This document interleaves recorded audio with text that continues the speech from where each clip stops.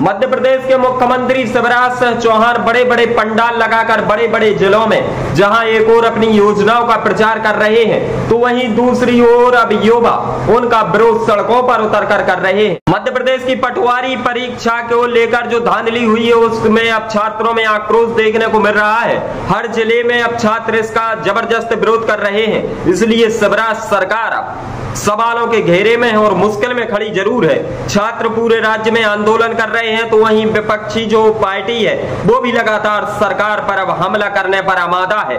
लेकिन इन लगातार विरोध के चलते मुख्यमंत्री शिवराज सिंह चौहान ने एक फैसला लिया है और उन्होंने जो पटवारी की जो परीक्षा हुई है उसकी जांच एक रिटायर जज को सौंपी है और उन्होंने यह मंच से ऐलान भी कर दिया है कि मध्य प्रदेश में अगर पटवारी परीक्षा में किसी भी प्रकार की धांधली हुई है तो उस पर कार्रवाई होगी और जो जिम्मेदार होंगे उन पर कार्रवाई जरूर होगी। तो इस रिपोर्ट में देखें और समझने की कोशिश कीजिए कि आखिर मध्य प्रदेश में इतना युवा सड़कों पर क्यों उतर रहा है, वो भी भारतीय जनता पार्टी की सरकार के खिलाफ। इस रिपोर्ट में देखें मेरे साथ खबर एक्सप्रेस न्यूज।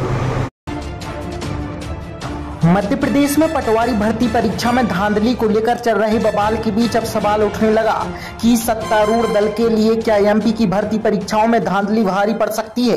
क्या युवाओं का गुस्सा बीजेपी को आगामी विधानसभा चुनाव में नुकसान पहुंचा सकता है? यह सवाल इसलिए उठ रहा है कि क्योंकि एमपी में युवा वोटरों की संख्या पिछले चुनाव के मुकाबले काफी बढ़ गई और युवाओं के लिए बेरोजगारी और नौकरी हमेशा से ही सबसे अहम मुद्दा होता है।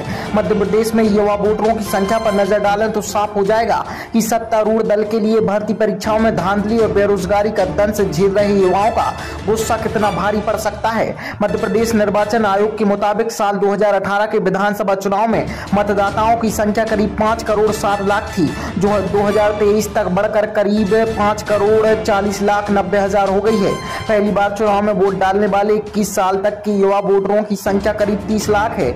वहीं 18 से 40 तक के युवाओं की बात करें तो उनकी संख्या करीब 2 करोड़ 80 लाख है। इनमें से लाखों युवा बेरोजगार हैं जो नौकरी की तलाश कर रहे हैं। लिहाजा भर्ती परीक्षाओं में धांधली और बेरोजगारी इनके लिए इस साल विधानसभा चुनाव में एक बड़ा मुद्दा है।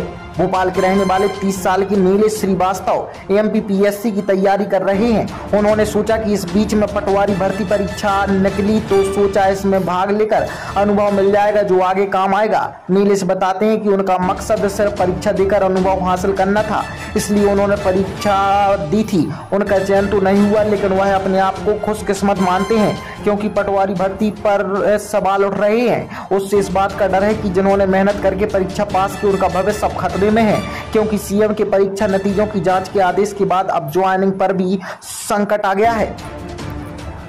तो वहीं रीवा की रहने वाली निधि सिंह का पटवारी भर्ती परीक्षा में चयन हो चुका है, लेकिन परीक्षा में धांधली के आरोपों के बाद अब निधि ज्वाइनिंग को लेकर परेशान है।